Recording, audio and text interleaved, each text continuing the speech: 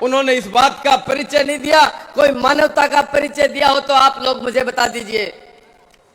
Corona काल में बहुत से बुजुर्ग लोग, बहुत सी ग्राम पंचायतों से, जिले से मेरे पास कई बार लोग ऐसे कहते थे कि एक शिकायत पेटिका बना रखी है। हमारे मंत्री जी काले चश्मे लगा के एक शिकायत पेटिका बना रखी थी अपने घर के बाहर, बंगले के बाहर। कहते थे कि मैं आपकी एप्लीकेशन के हाथ नहीं लगाऊंगा, आप उस शिकायत पेटिका में डाल के चले जाइए। जिस जनप्रतिनिधि को इस जनता से डर लगता है, जो मानसा से डर है, भी आदमी नापा ने चुन के भेजने को कोई अधिकार नहीं है। यहाँ का आदमी नापा बिल्कुल खारिज आदमी है। जगह ने गीत में गान जोगा आपा बिल्कुल कंडम आदमी अपने समाज में भी नहीं माना। जको ने गीत में गान जोगो ने रोज में रोन जोगो। आपने ग्राम पंचायत में 35 ग्राम पंचायत में, नगर परिषद में, नगर पालिका में एक आदमी हाथ उठा के मुझे बता दे कि उसके मरने में, दुख की घड़ी में या किसी शादी ब्याह में अगर उस मंत्री जी को आपने शकल से देखा हो तो मुझे हाथ खड़ा करके बता दे। इस तरह के कंडम आदमी झुंझुनू का प्रतिनिधित्व कर रहे हैं। और मैं आपको विश्वास दिलाना चाहता हूं, आपने देखा होगा मैंने 30,000 वोट बिना दल के मुझे आप लोगों ने दिए थे। और मेरा सीना उस दिन मेरे सीने में आग लग जाती थी जब मैं गांव में जाता था। मैं किसानों के बीच खड़ा होकर ये सुनता था। आपने देखा होगा 60 साल में हमारे देश में कांग्रेस की सरकार ने किसान की क्या हालत कर दी। आप कभी भी जब होर्डिंग में भी किसान की फोटो देखेंगे तो किसान के कुर्ते के 4 कारियां लगा रखी हैं, 4 जगह से फटा हुआ कुर्ता दिखाते हैं, पसीना आया हुआ दिखाते हैं, रोते हुए आसमान की तरफ हाथ करके। किसान को इतना मजबूर बना दिया, किसान को इतना गरीब बना दिया कि उसकी शक्ल देख के कोई भी किसान अपने बेटे को किसान नहीं बनाना चाहता। ये किसान प्रधान देश था। हमारे सीने को, इस देश के किसानों ने इस धरती के सीने को चीरकर हम सबका पेट पालने वाले ऐसे ऐसे परिवार जिन्होंने सबके अन्नदाता कहे जाते हैं, उस अन्नदाता की ऐसी तस्वीर कांग्रेस ने 60 वर्ष में बनाई कि कोई भी किसान अपने बेटे को किसान नहीं बनाना चाहता।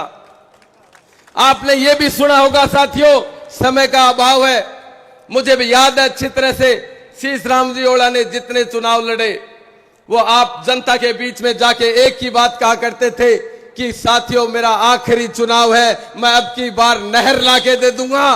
उस नहर के नाम पे हमारे को ठगा गया, हमारे बुजुर्गों को ठगा गया। मैं कहना चाहता हूं, आप झुंझुनू की जनता ने अगर बबलू चौधरी को मौका दिया तो ये काटली नदी जो हमारी जीवन रेखा है, इस काटली नदी को, इसके अतिक्रमण हटा के काटली नदी को पुनर्जीवित करने का काम बबलू चौधरी करेगा, ये दावे के साथ कह सकता हूं। मैं नहर तो नहीं ला सकता, मैं नहर के झूठे वादे नहीं कर सकता, लेकिन ये जरूर कह सकता हूं कि हमारी जल स्तर को बढ़ाने के लिए कम से कम हमारी काटली नदी का तो उनको ख्याल आना चाहिए था। मैं आपको विश्वास दिलाता हूं, मैं विश्वास दिलाता हूं आपको कि मैं किसान भाइयों के पास जाता हूं तो 6 महीने लगते हैं एक फसल को तैयार करने में।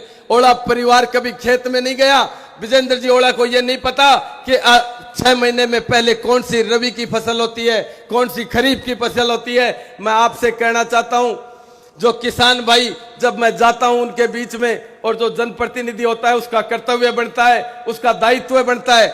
मैं सुनता हूं कि 6 महीने की फसल आवारा पशु उजाड़ दिया करते हैं, पूरी रात टॉर्च की रोशनी लेकर हमारे किसान भाई बैठे रहते हैं। मैं आपको यह भी विश्वास दिलाता हूं कि बबलू चौधरी को जिस दिन इस बात का एहसास हुआ, मैं 30,000 वोटों का कर्ज उतारने के लिए मेरे और कुछ दिमाग में नहीं आई तो मैंने प्रत्येक ग्राम पंचायतों में गौशालाएं बनाने के लिए उनको आगे लाने का प्रयत्न किया। इस झुंझुनू विधानसभा की प्रत्येक गौशाला को मैंने 5-5 लाख रुपए इसलिए दिए और नई गौशालाएं बनाओ, उनको प्रेरित किया कि मैं सारी की सारे किसानों की समस्या तो नहीं कर सकता, लेकिन मुझसे जो बन पड़े वो मेरा कायदा बनता है। मैं आपको कहना चाहता हूं, झुंझुनू शहर के व्यापारी वर्ग यहां पे बैठा है, मैं ये व्यापारी वर्ग से भी कहना चाहता हूं कि आगे आने वाले नई साल में भारतीय जनता पार्टी के प्रचंड बहुमत से यहां सत्ता में भाजपा आएगी। और मैं झुंझुनू के व्यापारियों को इस बात के लिए आश्वस्त करता हूं कि आपके किसी भी व्यापार में, किसी भी कारण में अगर कोई अधिकारी आपके दर के ऊपर आ जाएगा तो बबलू चौधरी दिन में तारे दिखा देगा उस अधिकारी को। आपकी सुरक्षा, आप व्यापारियों की सुरक्षा बबलू चौधरी की जिम्मेदारी है। अगर मैं नहीं निभा पाऊंगा तो ये चोला उतार के फेंक दूंगा, इस बात की घोषणा करता हूं। आपसे यह भी कहना चाहता हूं मेरे नौजवान साथियों, आप लोगों के सीने में जितनी बड़ी आग है, राजस्थान की कांग्रेस की सरकार ने जितना बड़ा धोखा इन युवाओं के साथ किया है, मैं जानता हूं इस बात को कि इन युवाओं के दिल में कितनी बड़ी आग लगी हुई है। 2,500 रुपए बेरोजगारी भत्ता देने की बात कांग्रेस ने की, और बेरोजगारी भत्ता तो दूर, इस राजस्थान के आवाम को शर्मसार करने का काम भारतीय जनता पार्टी ने 5 साल तक तो इनका विरोध किया। 5 बरस तक भारतीय जनता पार्टी ने आप लोगों तक ये बातें पहुंचाई कि इनसे पेपर लीक होना भी नहीं बच पाया। ये सिर्फ कुर्सी की लड़ाइयां लड़ते रहे। कांग्रेस के सारे जनप्रतिनिधि होटलों में बैठे रहे। और हम ये कहते हैं, मैं पहले सुना करता था जब शीश राम जी ओड़ा चुनाव लड़ा करते थे तो उनके कई नजदीकी कहा करते थे कि विजेंद्र जी ओड़ा ये कहता है कि मन ने ये गांव का साहब कौन करया। बोले साहब को मैंने यह बात को कि साहब से मिलो, साहब ये करे, साहब ये करे। मैं कई बार उरे बैठ तो झुंझुनू के महीने और टाटा सुमो गाड़ी में जब विजेंद्र जी निकलतो तो या झुंझुनू की जनता या कहती वो शीश राम जी को बावड़ी हो गया, वो गया शीश राम जी का बावड़िया। मैंने वो दिन भी याद है जब सरवण जी तीसरी बार कांग्रेस से एमएलए जीत्या तो मोतीलाल कॉलेज के बाहर निकला। कुंजीलाल जी मीणा जब कलेक्टर आ, कुंजीलाल जी मीणा सरवण कुमार जी कांग्रेस के विधायक ने कही कि बधाई हो विधायक जी, आपने हैट्रिक बनाई है। सरवण जी ने हंस के कहा कि मेरे पीछे पीछे एक विधायक और आ रहा है, उसने हारने में हैट्रिक बनाई है। उस समय विजेंद्र जी ओड़ा तीसरी बार चुनाव इस जनता ने खारिज कर दिया था उनको। और जिस दिन चौथी बार वो यहां से एमएलए चुन के गए, यहाँ के छायाकार और पत्रकार बंधु यहां मौजूद हैं, मुख्य अखबार में लिखा गया था कि अब की बार पप्पू पास हो गया। ऐसे पप्पू ने इस तरह से उन्होंने राजनीति, तुष्टीकरण की राजनीति की इस झुंझुनू की। मैं आपको बता देना चाहता हूं, हिंदू समाज के प्रत्येक समाज को, माली समाज की जनगणना करी गई, जाट समाज की जनगणना की गई, राजपूत समाज की, ब्राह्मण समाज की, इनकी जातिगत जनगणना करने का काम कांग्रेस ने किया। कभी भी उन्होंने इस बात की, मुसलमानों की जातिगत जनगणना इस देश में कभी नहीं की गई, क्योंकि उनको तुष्टीकरण की राजनीति करनी थी। वो चाहते थे कि हिंदुओं के सारे समाजों को बांट के इनको लड़ा झगड़ा के हम वोट ले लेंगे। ये तुष्टीकरण की राजनीति अब की बार इस झुंझुनू में नहीं चलेगी। साथियों, मैं आप लोगों के विश्वास से ये बात कहता हूं, आप सबके विश्वास से मैं आपको एक बात का आश्वासन देता हूं कि इस झुंझुनू में न भ्रष्टाचार रहेगा। इस झुंझुनू के गरीब की, मजदूर की, किसान की एक एक बात को संभालने की जिम्मेदारी हमारे देश के प्रधानमंत्री नरेंद्र मोदी जी जिस तरह से इस देश की अर्थव्यवस्था को आगे ले जाने का काम कर रहे हैं, प्रत्येक नागरिक हिंदुस्तान का ये बात चाहता है, प्रत्येक देशभक्त इस बात को चाहता है कि अब की बार झुंझुनू में जिस तरह से मुकेश जी भाई साहब बता रहे थे, जिस तरह से जिलाध्यक्ष जी बता रहे थे कि डी कैटेगरी में इस झुंझुनू को डाल रखा है। मैं एक बात और कहना चाहता हूं आपको, हमारा जनप्रतिनिधि जो 15 वर्ष से जीतता आ रहा है, या इतने सैनिक परिवार यहाँ पे बैठे हैं, मैं आपसे पूछना चाहता हूं, हमारे जो देश में शहीद होने वाले सबसे ज्यादा सैनिक इस झुंझुनू ने दिए हैं। इस झुंझुनू के एक भी शहीद की अंत्येष्टि में, एक शहीद को कंधा देने के लिए या उस परिवार को सांत्वना देने के लिए अगर आपने अपने जनप्रतिनिधि को कभी देखा हो तो मुझे हाथ खड़ा करके बता दीजिए। बड़ी शर्म की बात है कि जो जिला शहादत के लिए जाना जाता है, जो देशभक्ति के लिए जाना जाता है, उस जिले के शहीदों के अंत्येष्टि में जाने का समय भी यहाँ के जनप्रतिनिधि के पास नहीं है। उनको अधिकार नहीं है, हमारे बीच वोट मांगने का अधिकार नहीं है। हमारे प्रधानमंत्री जी दिन रात आपकी चिंता रखते हैं। हमारे इतने संवेदनशील प्रधानमंत्री हमें मिले हैं कि इससे पूर्व कांग्रेस के राज में जब विदेश जाया करते थे कोई विदेश मंत्री या हमारे प्रतिनिधि कभी विदेश जाते थे तो जुराबे उतरवा के उनकी तलाशियां एयरपोर्टों के ऊपर ली जाती थी। आपको याद होगा ये भी कि आज के दिन अमेरिका के प्रधानमंत्री, दुनिया के सारे विकसित देशों के प्रधानमंत्री, हमारे देश के प्रधानमंत्री जब जाते हैं तो रेड कारपेट बिछा के, उनके पलक पावड़े बिछा के उनके लिए खड़े रहते हैं। हमारे सैनिक परिवार ये भी जानते हैं कि ये विपक्षी दल जो 370 और 35A के लिए कहा करते थे कि ईंट से ईंट बच जाएगी, इस देश में खून की नदियां बह जाएंगी।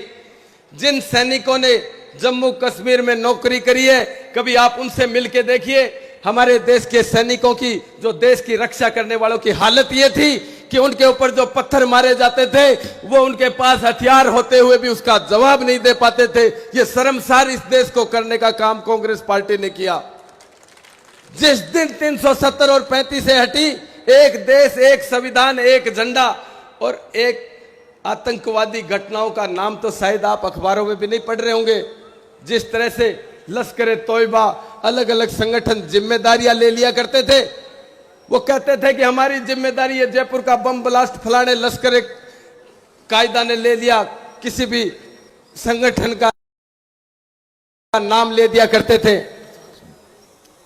मैं समय का अभाव है, आप सब यहां इतनी संख्या में पधारे और जिस तरह से माननीय प्रधानमंत्री जी ने महिलाओं की बराबर भागीदारी की है, आप लोगों ने ये बात साबित कर दी कि ये झुंझुनू की महिलाएं, झुंझुनू की मातृशक्ति पूरे देश में सबसे आगे है। हमारी बेटियां आपको जैसलमेर, बाड़मेर, कोटा कहीं भी जाके देख लीजिए, अस्पतालों में सेवा देती हुई इस झुंझुनू की बेटियां आपको मिल जाएंगी। ये सबसे अग्रणीय रहने वाली महिला शक्ति यहाँ विराजमान है और ये इस बात का सबूत है कि अब की बार 25 तारीख को यहाँ झुंझुनू में कमल का फूल खिलेगा और आप सब के सब बबलू चौधरी बढ़ेंगे।